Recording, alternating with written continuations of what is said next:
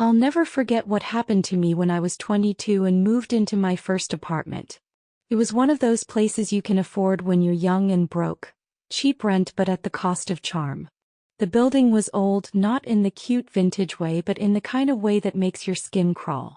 The floors creaked underfoot with every step and the walls, despite a fresh coat of paint, still felt like they were holding on to some distant memory of an older, darker time.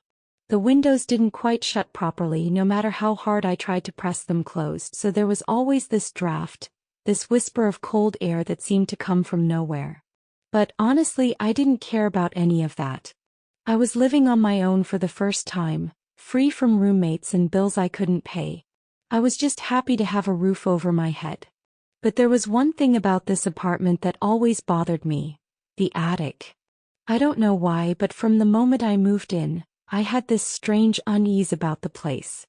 Maybe it was the attic door tucked away in the back of the kitchen, covered in layers of peeling paint. The latch was old and rusty, and it always looked like it hadn't been touched in years. I didn't need to go up there. It wasn't like I had any use for an attic, right? But still, I couldn't help but think about it. At night, around 2 or 3 a.m., when everything else in the apartment was still, I started hearing strange noises. Soft thuds like something heavy being dropped. Then came the scratching, slow and deliberate, like someone dragging something across the floor. I tried to tell myself it was just the house settling. Old houses do that, but the sound seemed too rhythmic, too deliberate, like someone or something was pacing around up there. It wasn't like normal house creaks. It felt almost alive. I started to dread those quiet hours when the noises would begin. It was a constant presence in the back of my mind.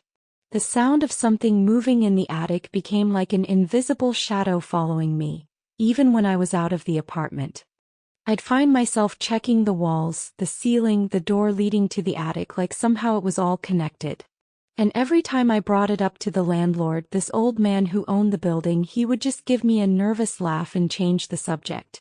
He'd go on about how the building had character, and how everything was perfectly fine. But his eyes would dart toward the attic door when he said it, like he was hiding something. After a few months of those unsettling sounds, I reached my breaking point. My curiosity got the best of me. I needed to know what was making those noises.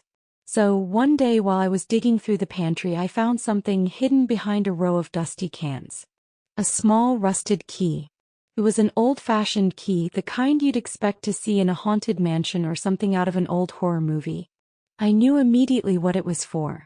The attic. I didn't think too much about it, just an impulse.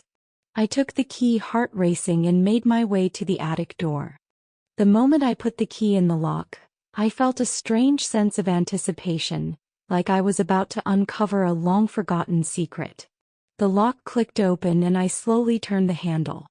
The door creaked, echoing throughout the otherwise silent apartment.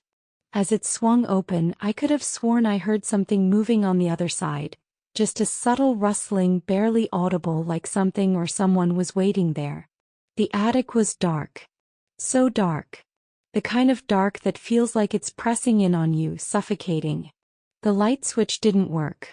Typical, I thought. But I wasn't going to back out now. I pulled out my phone and used the flashlight to guide my way up the narrow, rickety staircase. Every step groaned under my weight and I felt like the stairs were going to give way any second. But I kept going. The attic itself was filled with old furniture, dusty chairs covered in white sheets, broken bookshelves leaning against the walls, boxes stacked haphazardly in every corner. It was like a graveyard of forgotten things. I couldn't shake the feeling that I was intruding on something that wasn't meant to be disturbed. But then something caught my eye. In the far corner of the attic, partially hidden behind a stack of old furniture, was a large mirror. Now, I'm not one to get spooked easily, but this mirror? It was unsettling. It wasn't just any mirror, it was huge, with a heavy, ornate frame carved from dark wood.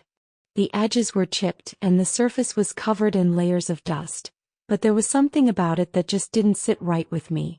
The frame was intricate, almost baroque, with swirls and curves that made it look like it belonged in some haunted mansion, not tucked away in some forgotten attic.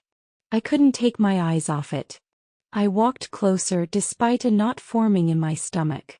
The closer I got, the more I felt drawn to it. It wasn't just reflective. It was like the glass was calling to me. My steps felt heavier, slower as I neared it. And that's when I heard it, a low whisper barely audible like a hum or a chant. It started off faint, but it grew louder, almost like it was coming from inside the mirror. I froze. My heart began to pound in my chest. I reached out, my hand trembling, and touched the glass. The moment my fingers brushed against it, the whispering stopped. Just like that. The silence was deafening, and for a split second I felt this. Like something had moved in the air. A sudden drop in temperature. My breath became visible, fogging in the cold air. That's when things got really strange. I looked at my reflection. At first it was just me standing there, pale and wide-eyed in the dim light of my phone. But then, out of the corner of my eye, I saw something, or rather, someone behind me standing just out of my line of sight. A figure tall and thin. A man. I spun around, my heart hammering in my chest, expecting to find someone standing behind me. But there was no one there. The attic was empty, save for the dust and the old furniture. I looked back at the mirror, and that's when I saw it. The man was still there, but now he was closer. Much closer. He was standing right behind me, his eyes hollow and empty, staring into mine with a disturbing intensity. His clothes were tattered, like they'd been worn for years without being changed, and his face was gaunt, skin stretched tight over bones. His lips were cracked, like they hadn't spoken in years. My breath caught in my throat. I stumbled backward, tripping over a pile of old boxes and landing hard on the floor. My phone slipped from my hand, and for a brief moment I was plunged into darkness. And then I heard it. Footsteps. Slow, deliberate, shuffling across the attic floor. I scrambled to my feet, reaching for the door, but before I could make it, the man in the mirror opened his mouth. He was trying to speak, but no sound came out. His lips moved, but there was nothing, just a silent scream. I panicked. I backed toward the door, eyes wide with terror, not daring to look away from the mirror. But when I did glance back for one final look, the man was gone. Gone. I didn't stay to figure out what had just happened. I ran, slamming the attic door shut behind me, chest heaving, blood rushing in my ears. My mind was racing. What the hell had I just seen? What was that thing in the mirror? That night I couldn't sleep. I sat on the couch, wide-eyed, trying to convince myself it was all a dream. But it wasn't. The whispers, the figure in the mirror, it had all felt too real. Too tangible. The next morning I found myself standing in front of the attic door again. I couldn't shake the urge to go back. I had to know. I had to figure out what that mirror was, what it meant. So I went up there again, but this time I wasn't alone. I took a friend, someone I trusted, someone who was skeptical but also curious. Together we approached the mirror, but this time I didn't feel the same pull. It was just a mirror, dusty and old, nothing out of the ordinary. We examined it closely, running our hands over the glass, the frame, everything. There was nothing strange about it. It was just an old, forgotten piece of furniture. I guess I was just tired last night, I muttered, embarrassed. Maybe I was hearing things.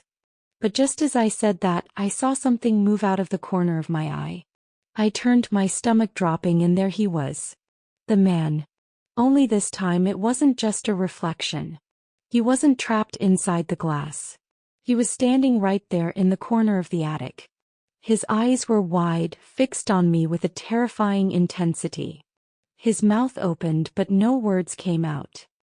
His face was twisted in a way I can't describe, like he was caught between a scream and a gasp. Before I could even process what was happening, he bolted toward me. Run! I screamed at my friend, but it was too late. The man lunged, grabbing my arm, pulling me backward into the attic. I tried to fight him off, but he was stronger than I expected. As he pulled me closer to the mirror, I could feel it, the air around me shifting, thickening. And that's when everything changed. I wasn't in the attic anymore. The moment I touched the mirror, it was like crossing into another world. I could feel myself slipping away from the reality I knew, being sucked into the glass, pulled into a different version of the attic, one where the man had been living or perhaps trapped for years. He wasn't a ghost. He wasn't a figment of my imagination. He had been trapped inside the mirror all along, and now I was the one trapped with him. I won't go into the details of how I managed to escape that place. Let's just say it wasn't easy. But I will tell you this. The next time I saw that mirror, it was empty. There was nothing in the reflection. No man. No me. Just a blank, lifeless surface. I moved out of that apartment the next day. Left without a second thought. I never told anyone, not even the landlord, about what had happened. It's been 5 years since, and I don't know if anyone else has ever gone up to that attic. But the strangest thing is this. I still dream about that mirror sometimes. And in those dreams I see myself again standing in front of it. But when I look closer, the face staring back at me isn't mine.